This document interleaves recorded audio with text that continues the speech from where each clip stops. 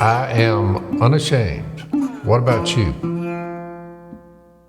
Well, welcome to the Unashamed podcast, Adam Carolla. Yep. Hey, thanks for having me, guys. I might have to confess something right here. I didn't know who you were because I don't get out much, but I did a Google search of you, and it was basically about every year something you said that offended some people. That was your whole Wikipedia experience. So I thought, I'm gonna like this guy. Yeah, I haven't looked at that. Probably for good reason. Probably shouldn't. No, it's like if you ever have your colonoscopy and they want to show you what's going on down there, I just say, do your job. You know what I mean? Do we really need to look and see what all's happening in there? I mean, I don't. No, I don't need to go there. I don't need to tour the Hormel factory and see how the sausage is made. I don't need any of that stuff. I just want to eat. That's pretty awesome. Well, one of the things, Adam, I do know who you are because I'm a little more cultured than my younger brother. But I saw some of your old stuff and watched some of your comedy stuff. But I've really kind of enjoyed when you were with O'Reilly and now it's Tucker and all these different people, kind of having that crossover humor to what would you call yourself, a conservative commentator or whatever. I think it's really interesting. Yeah, there's not a lot of comedy on the right side of the conservative side of the aisle, and it's also, I've never really changed. I don't know if you guys have experienced this, but I'm guessing you have. I didn't become a born-again Christian. I didn't become a conservative. I didn't become anything. What I've been saying into a microphone hasn't changed for 25 years. It's just the world around me changed. So I always was for, back in the day, it's like, well, you want a good police force, and you want school choice, and you want religious freedom, and you want a strong border and a strong military, and lower taxes and less regulation and smaller government. And this is all just basic stuff. Makes sense to me. I've always thought about. We'll vote but for now, you. and by the way, it was never conservative. I was never called a conservative. It wasn't that. I was just a guy who was like, I was fine. I was fine with gay marriage, and I was also fine with lowering taxes. Like I've always thought the same way about everything. It's just lately the way the left is fashioned, you have to agree with them on every subject, and it doesn't matter how outlandish the subject is. If biological men can run track against biological women in high school, you have to be down with that cause. If you're not, if you don't think it's fair to the women, then you're a conservative. But, the old way is pretty much rock solid for people like us. Well, I think his point, too, is now in your world, if you try to be, I can't imagine trying to be a comedian, because now people are so sensitive about every one of these issues. It's like our little duck show that we had a lot of people watching it from all spectrums of life because it was funny. But then somebody said, well, wait a minute, these guys, do you know what they actually believe? Because it was never, on the show. It was just it was something you could laugh at. But once they kind of tied some of our beliefs, some of the things you listed as well, well, that wound that up. It was no longer funny. It was offensive. Right. How dare you? So I was just, my question would be, how are you trying to be funny in this sensitive world now? Well, I have a kind of a vetting process, which is, do I think it's funny? Does it make me laugh? Do I think there's some truth to what I'm saying? And then I say it. So I don't really put it through a filter. I don't have a governor. I don't vet it. I just say it. So, and then my feeling is whoever's listening can laugh, or they can be offended, or most likely and more likely they can pretend to be offended because they're not really offended. I mean, nobody really cares about all this stuff. Their job is to pretend to be offended, or more so pretend to be offended on behalf of other groups that they're not in. Yeah. So the the middle-aged white chick is going to be offended on behalf of black men or Jewish men or whatever that is. And I don't really think they're offended. I don't really think they care. I'm pretty sure they don't. I'm a comedian. I'm supposed to say what I feel. And the second you start as a comedian sort of second guessing yourself or trying to wonder, is that going to offend somebody or what's the reaction going to be? Then you're kind of done being a comedian. Yeah. I think all the comedians that we've appreciated over the years, all the greats, all your, Pryors or your George Carlins or guys like that, they said what they wanted to say. Yeah. And I think we appreciate that. So for me, considering there's a kind of rich history of comedians saying what they want to say, I mean, Lenny Bruce or whomever, then why should I deviate from that? Are there areas you stay away from now in terms of stand-up, or are there places I know recently I heard Seinfeld say he wouldn't do college campuses anymore because it just wouldn't work for him because, they're so sensitive about everything. Are you like that as well, or is you pretty much just, because I don't know how much stand-up you're doing, but I know you still do some. Yeah, wherever they ask me to go, I go and I do my routine. Yeah. and I improvise and do some crowd work. But no, I don't have places I won't go, and I don't have things I won't say. I'll go on any show, I'll play any venue, but I'm going to say what I'm thinking. I like I that. heard the other day when Dan Rather was interviewing Rickles. I remember old Don Rickles. Don Rickles, I loved him. He asked him how he could have gotten away with all that back in the day. And basically Rickles said, freedom of speech is a beautiful thing. Right. He said, I was joking.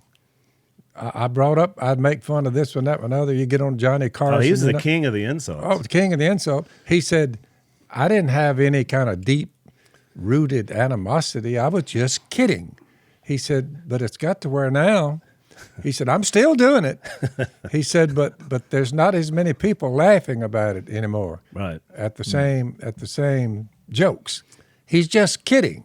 And he didn't care whether you was black, white, whatever. If he just wanted to make a joke, he'd do it, Right. But people can't laugh You at know what? themselves. I miss Rickles.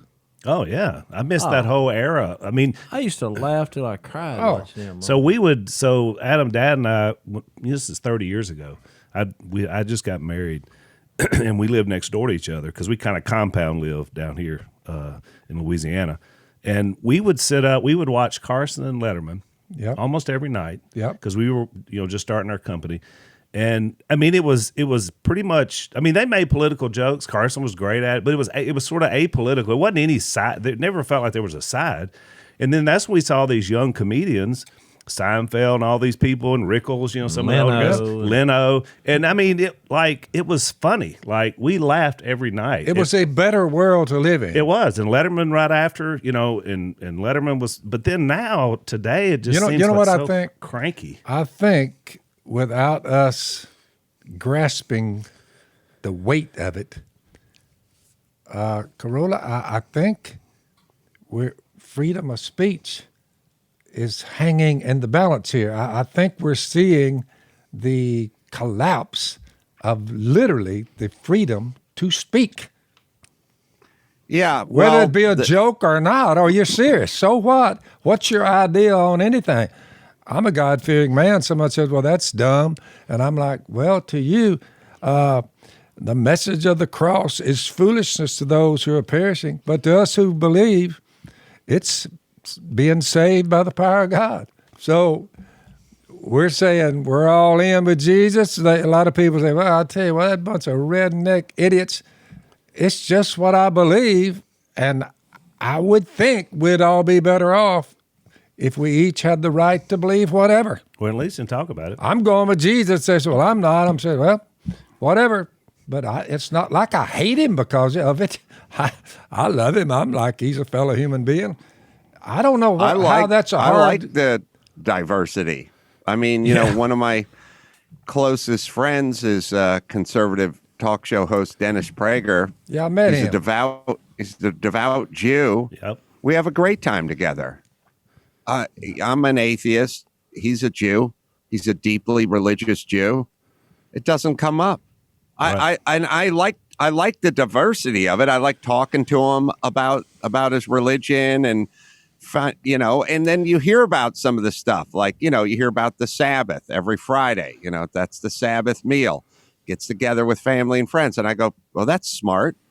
And that makes sense. I mean, religious or not, because my TV, my family, we all just grab a plate and head to a separate room and watch TV shows, It'd be nice if we had a Sabbath. A time together. So, but it's interesting to me.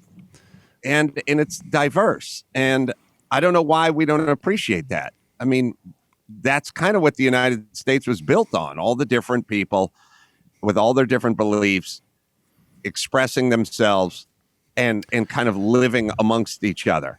And, you think that Dennis wouldn't like the fact that I'm an atheist, but he doesn't care. Right. He cares that I'm a good person. He cares that I have character. And we have much more in common because he grew up on the East Coast. He studied symphonies. He traveled to Russia. He speaks 5 languages. I do none of that. I've come from none of that. I grew up in North Hollywood, California. There was with no religion and no culture and no anything, but we have common sense and we have that in common. And that's the bond. I think you're going to find that you're most attracted to people with common sense. That's the biggest. That's the greatest bridge that you can build is just being around people with common sense. Yep. We start breaking it off into skin color and religion and sexual proclivities. Why is that? Why is that the number one thing we need? Right. Someone's gay, he's gay, I'm gay, he's straight. What's that have to do with anything? So we've been talking about big tech censorship over the last several weeks, and just the threat that we have, to what's going on here. First and foremost, we believe that God's in control, and ultimately information is not going to be throttled, but it does ebb and flow. And so that's one of the reasons why we are working with Blaze TV behind a paywall, where no matter what happens, you can get access to our stuff. You go to blazetv.com/Phil. And right now they got a special. Al, what's the special? It's $69. Normally it's $99, so it's $30 off. So and this is per year, so it's not a lot of money. You're talking about per month. It's really small if you view it in that way. So and not only do you get access to this and other things and what Dad's doing, but you get Mark Levin and Glenn Beck and everybody that's on our network. So it really is a good deal. A lot of good people are on there. And, I love it. I love going to watch different things that are there. Yeah, and at this point in time, this is more than a promotion for us. I mean, we really highly encourage you to go and subscribe to what we're doing at Blaze TV. And again, it's $30 off, only $69. That's blazetv.com/Phil, and you'll get the code. You'll see the little box on the landing page there. Did you tell us about that? So y'all did a documentary together, No Safe Spaces, back in 2019. What was that about? Because I haven't seen it, but I did see that was one of the things you guys did. Yeah, you guys would enjoy that. It was about free speech. It was about what's going on college campuses, and it was a kind of foreshadowing of where we're at now. We sort of felt this thing was coming some years ago. And we set out and did the doc on that subject. And since the doc, which is only a year or two old, since we started it probably 3 or 4 years ago, right? But since it's complete, it's been ratcheted up. I mean, it's gotten quite a bit worse over the last couple of years than and we were doing the doc because we thought it was bad then, right? And now look, right? Oh yeah. I mean, you guys are very prophetic, with the whole idea. And I saw the Shapiro and some of those guys were on there as well, so I'm gonna have to check that out. Adam, tell us about your latest book, and I'm gonna read the title for our audience. It's I'm your emotional support animal, navigating our all woke, no joke culture. Now, what was the woke again? What was Navigating our all woke, no joke culture. But y'all. Oh yes, explain to Jase, Adam, because again, he doesn't get out much. What it means, what does woke mean? Because he doesn't know. Well, Jace, I don't know if you don't get out much or you don't get in much. I feel like you're out. I feel like you being out all the time is probably why you don't know anything. I think you got to come in and watch a little news. I'm out on a lot of things that goes Well, on. you knew what woke was, though. I was shocked. Well, okay. I've just heard it through the grapevine. I'm like, woke is a joke without any hope. It didn't offer you any hope. So I'm like, I don't believe I'll get into that. But I can't remember what it was. It's just my way of addressing what's going on, how people have lost the ability. The stuff we've discussed, Okay. Can't make jokes about people, can't make jokes about culture, can't make jokes about anything anymore. And this book just steamrolls right through that. It's no holds barred. I had the editor in New York, younger person, kept writing back, you sure you want to say this or you can't say this? And I would say, oh, well, if you say I can't say it, now it's definitely in this book. I pulled nothing out. This poor guy, he didn't realize that every time he said to me, you can't say that or you shouldn't say that or you're going to really offend people if you leave that in the book, he just cemented his fate. I'm now... By virtue of him saying that, it has to stay in the book because that was why I wrote the book. I love it. Have you gotten good feedback from folks that have read it? Yeah, I think it's last I checked on Amazon, it had about 2,500 reviews and 4.6 or 7 stars. So it's a very well reviewed book. Obviously, it's hated by certain people. But by folks like us who feel like a lot of comedians have just sort of shut up or changed their politics or become essentially moranos, which is an interesting term, which is something that Prager brought up to me a time or two, which is moranos were a group of Jews that just pretended they weren't Jewish so they wouldn't get into trouble. I don't know if it was in Spain and 18 something, but the point is we got a lot of moranos out there. There's a lot of comedians that are pretending, not talking. No one wants to be deplatformed. No one wants to be removed. Guys like you built your own business. You can't be deplatformed.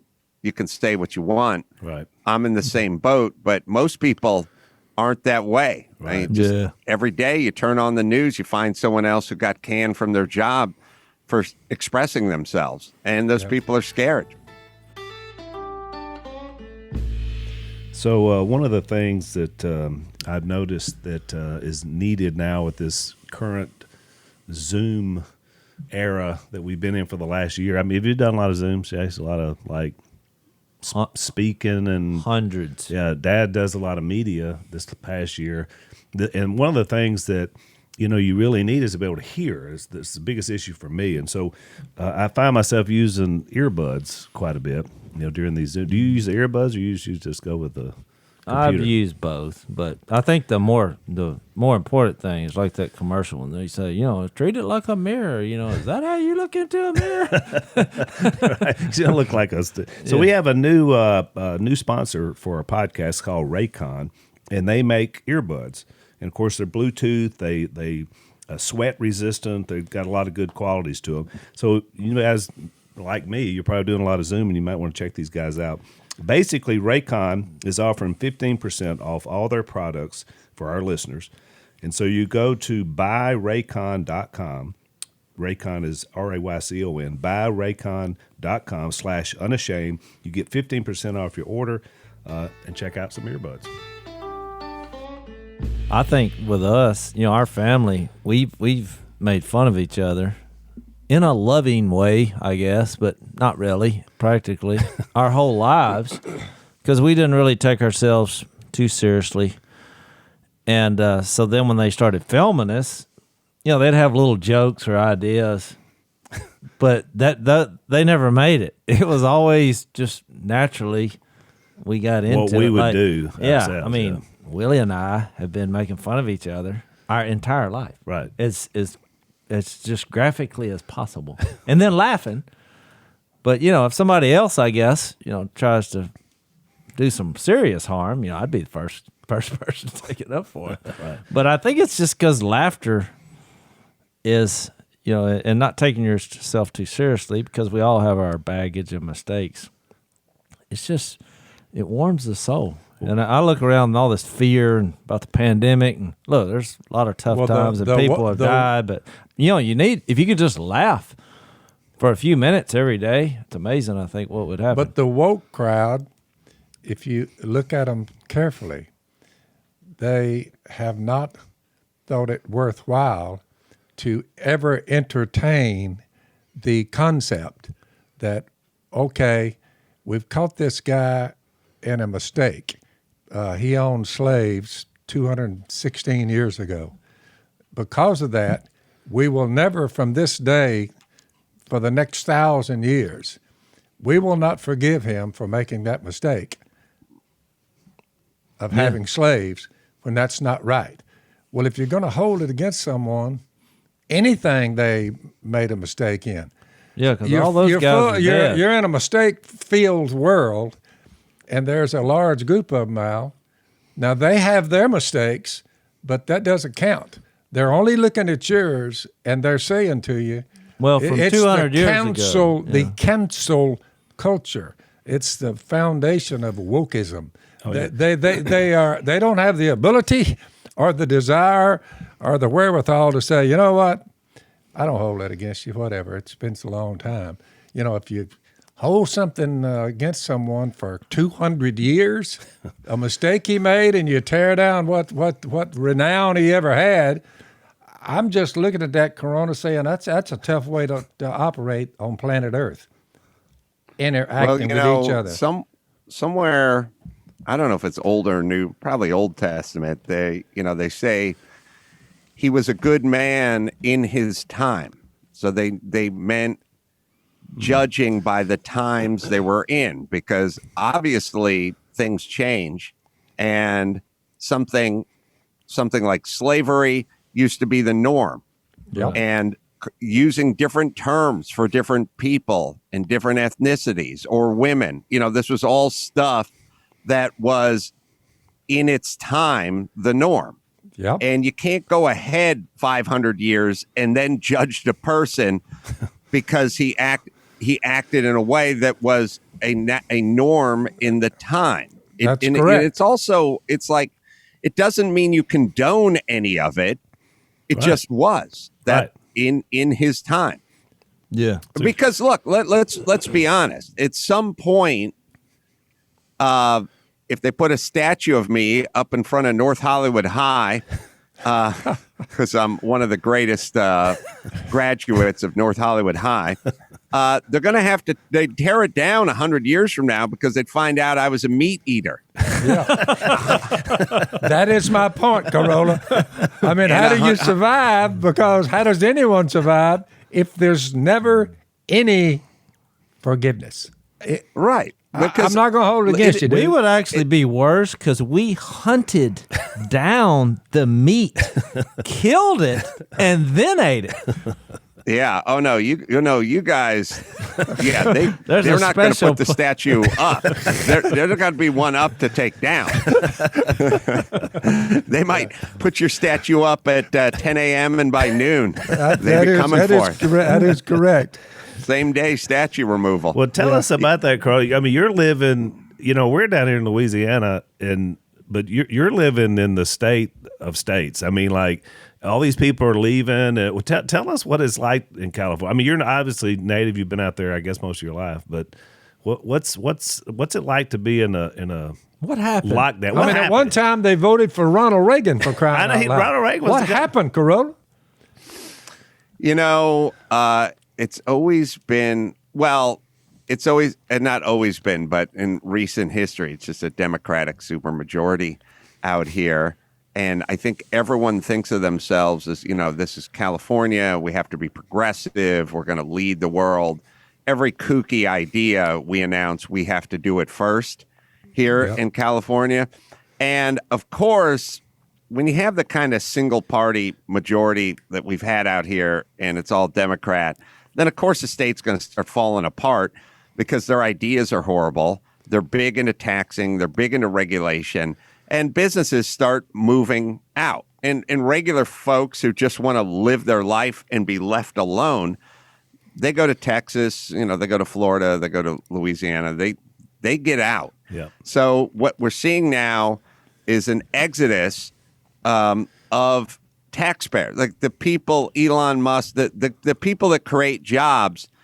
It's such an unfriendly environment to create jobs that they'd rather just go to Texas and create jobs. I mean, we used to, Tesla. You guys know what a Tesla is, right? Yeah, we do know. I actually own that stock. It's been really good. Tesla is the last car company to move out of California. We used to have Nissan. We used to have Toyota. GM was here. We did a lot of car building here. They all left. And Tesla was the last. Yep. So if you just took a look at automotive, that the industry, those guys, automotive's a pretty bottom line industry. You have to deal with unions. You have to deal with suppliers. You have to deal with regulations. Think about the regulations in building a car. Well, California over-regulates everything. And so obviously it's not attractive. So these companies, they pick up and they move to Texas or they move to Nashville. Yep. I think Tennessee. I think Nissan moved to Tennessee. They did. I remember Toyota moved to one of the Carolinas maybe, but they just get up and leave because they need to make money. And then when they leave, they take the tax base with them and the unions get bigger and the companies get smaller because they leave, and that's it. Now we have this, and then you start sprinkling in homelessness and the lack of. We're not into law and order. We're not into rule of law. We're more worried about homeless people and their rights than we are about taxpayers and their rights. And in this book, in one of my books, I think in maybe my first book in 50 Years We'll All Be Chicks, I laid it out. I said there's a long street that goes by the Forest Lawn Cemetery. It's right here in the middle of the valley.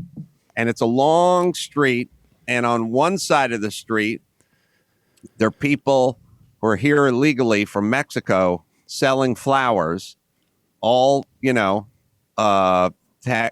taxes paid, all cash. Yep.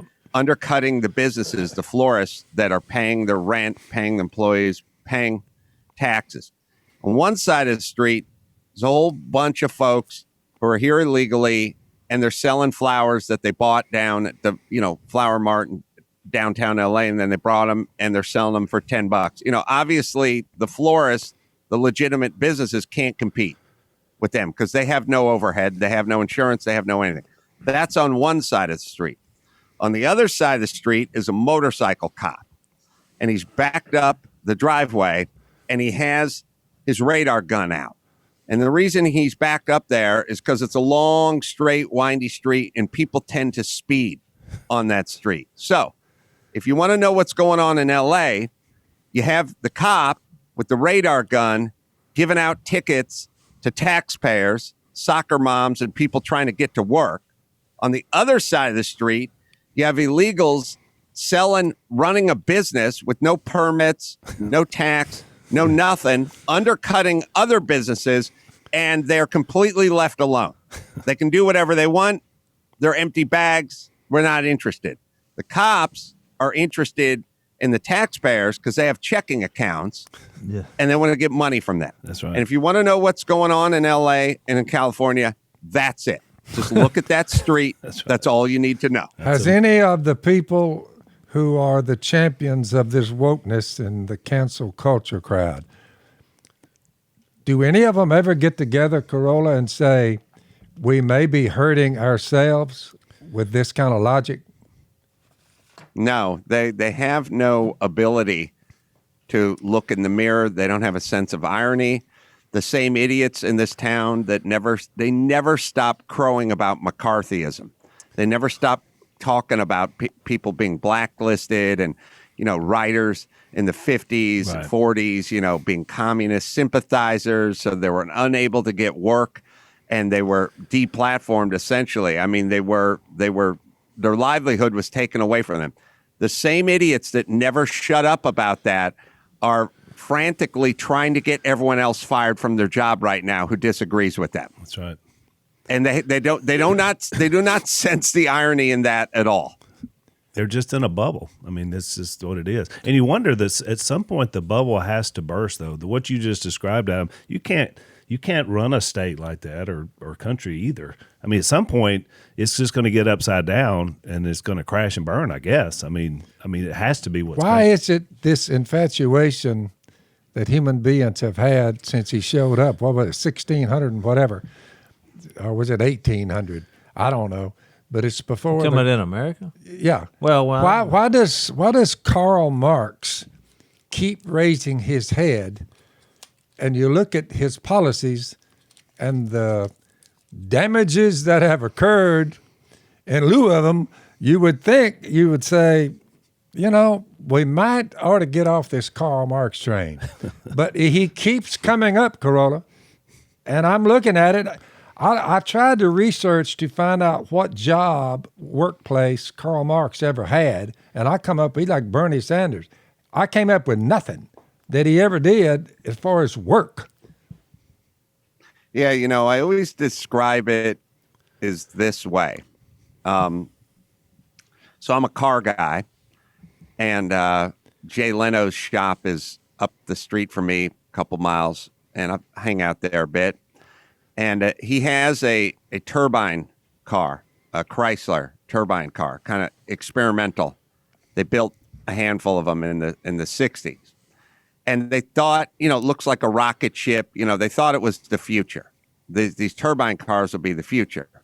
And so what I'm saying is the turbine car never worked. It just didn't. It just didn't work. It seemed like a good idea. It seemed like the future, but it turns out the internal combustion engine, going back to the Model T and now in the car I just drove here today, that's the same engine, pistons, connecting rods, valves, heads, cams, the same. It's the technology is 110 years old, but it works the best. And so the analogy is capitalism and free markets and whatever America used to be, that's the internal combustion engine.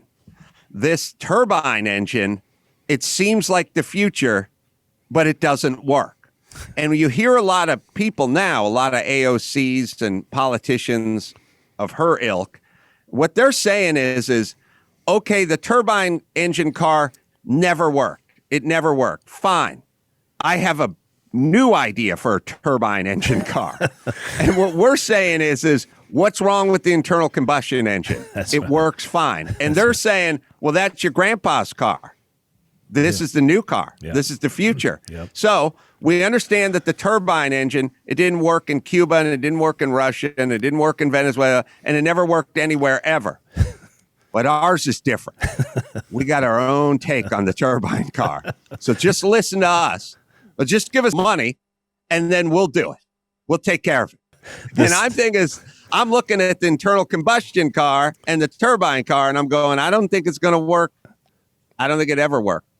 Yep. I think there's problems with it that are inherent with the car. The sage wisdom of Adam Carolla. Well, I know we got to go. You got to run, and so do we. But, man, we appreciate you coming. I definitely encourage our audience to check out your book and your projects you have going on. And so I'm glad you came to Unashamed, Adam.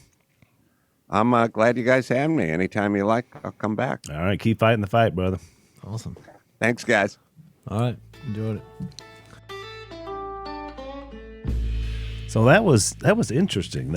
That's probably the most different guest we've ever had on Unashamed, Carolla. Yeah. I mean, basically what I realized, I could be wrong about this, is that the redneck world and the Christian community, we're basically the last people that you can make fun of and it's okay. Right. So if I was a comedian, I would say, yeah, I'll be on with those guys. And we're okay with it, because I think we need to laugh. I mean, I didn't know what he believed. He kind of threw me under the bus.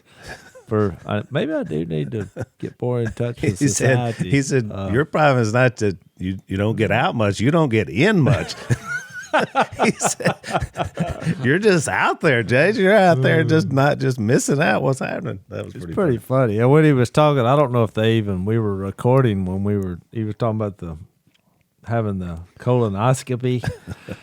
That was one of the darkest times of my life when I had that. And so when he used that as an illustration, which I guess, have we all been there before? I don't think that. You've ever had a colonoscopy? Not that I know of. Don't do it. I mean, it's one of the few things that after 2 days of that, I woke up mumbling to myself, inviting people to a fish fry. That happened. I thought, I'd just rather be dead. I mean, when you woke up, I know they tell people go check it and they'll find cancer, and I mean, I get it. I get what we're doing. That was horrible. Maybe they've made some kind of I think it's still bad. Maybe I just had it done. years ago, somebody said that you ought to at least do that once in your life. Yeah. And I think they did it. And I said my conclusion was after it was over, I said that the only bowel troubles I ever had was someone checking to see whether I had bowel troubles. Yeah, that's right. That's what my point is. It was horrible.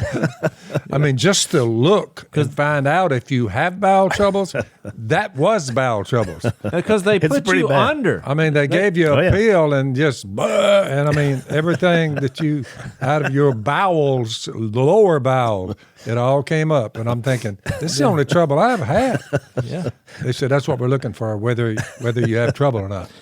Well, I was going to ask you, because it was an interesting conversation, and I was going to ask him, what did he recommend? I mean, we ran out of time. I didn't know we were on a time schedule, but what? He's a busy man, Jase. He's a celebrity. Yeah. What We're do you just down there on the river? I'm glad he came on, because I just feel like our culture needs to laugh some and to relax. And I just feel like we need that. I didn't tell him, but I was in Austin this past week, and it's just culturally, it's just so different when I come home. What? Missy wanted to go to the movies. They have like a dine-in movie where, and the food was incredible. And this place was huge, and it was swanky. I mean, the chairs, you're laying back and you have the waiter come up and are you good? And there's no handing tickets. You just booked your seats. Well, here's why I'm telling you this. There was no one there. It was my wife, me, and my daughter. In the entire facility. 0 people at the movie. I thought it was awesome. This was like our private. But how could they have good food with only 3 or 4 sitting there? They went and cooked it, I guess. It was outstanding. So it was like a meal at the movie? You're talking about popcorn and hot dogs. Oh, no. Oh, you get popcorn, and it was better than your average popcorn. Mm-hmm. And it wasn't, $72 a bucket, which was amazing. I think we ate a meal for 3 with an appetizer and popcorn. It was like $60. I mean, it was really good food. And no one else appreciated this place but you. There's nobody there because this place leans left and blue, and because of the coronavirus, there was nobody there. Right. So I asked the waiter. I was like, "Well, what happened? What happens if we didn't show up tonight?" He said, "It would have just been another night."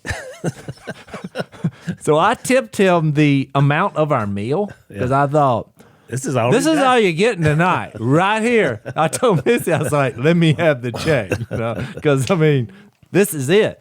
But what I was going to say is, we watched this movie. Oh man, Forrest Gump. He was the Forrest Gump character. Oh, you're talking about when he was the Tom Hanks when he was the Western. Yeah. I've seen it. News of the World. Did you like it? I did. There's a little bit of this, a couple of things I felt like they would, This is why I'm bringing this up, though, Al. I liked the movie, and even though it was really slow, it kind of reminded me the flow of like the here's what I didn't like about it. When you watch the trailer, it was like all action. But then when you watch the movie, the whole trailer is like 5 minutes of the movie. Oh, it's like my daughter. She's I was shaking her and like, it's going to get better. But I like the type of movie. But here's what I was going to say. I mean, this guy, he's probably as far left as you can get the story in it. And I'm sure the people that wrote it, because the backdrop of the movie. No doubt about it. Look, the backdrop of the movie was this. We came over here and took the Indians' land. So they had that little storyline going. Yeah. It was the Civil War was going on. They had this going on. This little girl was a German immigrant or whatever, and they just, killed all her family and just was trying to kill her and abuse her. So it's like all these different types of groups of people, which is what we were discussing with Carolla, and it's just a mess, violence, and just horrible. So that's the backdrop of it. And I get it why they wrote it, because the hero is the journalist. He's a journalist, Well, and look, he's just giving the news. He goes around and he gives the news. Yep. Look, and they were representing that he was speaking the truth. Right. And they had these little clans of mainly groups of white guys who were controlling the cities. That's right. And so it was all there. Now you say, well, how come you like that? Because to me, I look at everything, including our conversation that we just had, through the lens of I believe there's a God, and I believe he made all people, and I believe all people make mistakes. So in my eyes, I'm like, yep, there's been a lot of mistakes in this country, and you made reference to that. And look, there's been... Everybody makes mistakes. And the whole point of this movie... and if I'm ruining the movie for you, great, because look, by the time you get to the end, you will have forgotten everything I've said. This movie has 5 O's in the word slow. It is so slow. I mean, you can take a nap at various sections and get up and say, oh, no, we're still here. But they basically, he realized that I have to help this person.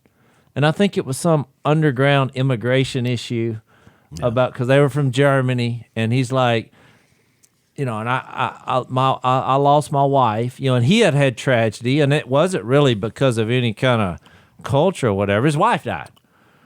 And so he just makes a decision. I've got to help this girl. It's biblical. Yeah. So you say, well, how did you get something out of it? Because I thought about God and us, despite our mistakes, despite our baggage, he pursues us. He loves us. He sent us Jesus, and to others that is foolishness, but to us who are being saved, it's like the power of God, and that bringing people together under that umbrella is something that we do. And the news that he shared to bring people together, well, we share good news. We're reading the book of Acts. They go around and they share this image of God, of Jesus, from town to town. To me, it was a mirror image of what we do, except we just do it in the name of Jesus, in love. Yep. It was so similar to me. I saw that. Without Jesus. I saw it in the movie. Yeah. Yep.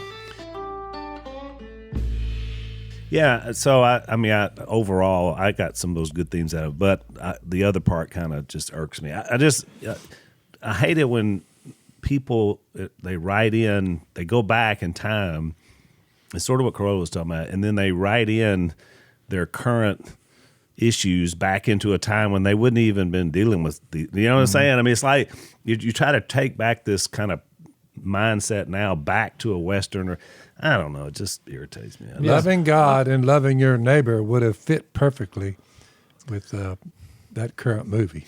Well, I'm going to tell you that had been the motivation for the whole It thing. was. There was some good things. It's Jesus, well acted. Jesus hung out with the riffraff. He hung out with the tax collectors, probably atheists and people, because a lot of people in the religious world, we get so cultish. We have this sectarian mindset because people are probably surprised. They're like, well, why would you have an atheist on your show? Because y'all all believe in Jesus. Right. You're like, Because we don't want to have the same group think that we were describing on the other side. it doesn't make me uncomfortable Well, listen- at all. No. I love everybody. We'll listen to what they have to say. That's exactly right. Exactly. And I think that's what's wrong with our culture. We just have sex, and the religious world has their sex.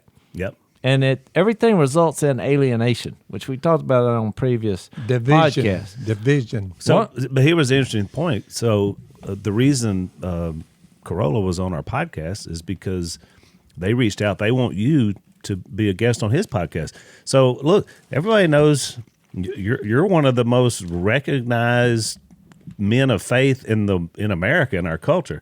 And Hey. Adam Carolla, who's an atheist, wants to have you on his podcast, which then opened the door for us to have him on ours. Yep. I really do think it's an idea that you can learn a lot from people. He used the word common sense as the connector. And he's right in the sense that the stuff he was describing in terms of how we live, I mean, he's not going to we're going to go at it from a spiritual biblical angle. Right. But he's going to go at it just from a common sense angle. And yet at the same time, we find a lot of common ground in what Well, he believes. exactly. we That's believe. what I was going to bring up. You know, I was wondering what his approach was going to be, but I was going to bring up not only common sense, but conversation. A lot of people, they won't even, once they label you Yep. in our culture, that the conversation ended. That's it. Which is why I brought up about our show. Right. You say, well, the ratings got up to whatever it was, 12, 14 million people. And then a certain group of people, when they discovered that we actually believe in Jesus, that he's real, well, it was no longer funny. No matter what you did, you could have the greatest That's right. humor set of all time. They're like, people believe in Jesus. Not funny. How dare they? That's not funny because it doesn't really fit the narrative of what they believe, like that movie, on how you're going to reshape the world. We're going to do it one kid at a time, which is kind of was the theme of the movie, In Love.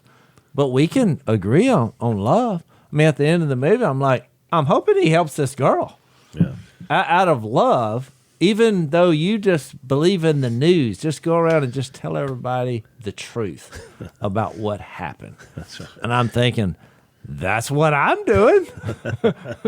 I believe this happened. But you're right as a mindset, because I remember one of our mutual friends, Carbo, Willie and I were telling him about Dumb and Dumber. He said, "Oh, that will be so stupid." So have you ever watched it? He said, "No, it's this hilarious movie. It's dumb, but I mean, it's funny."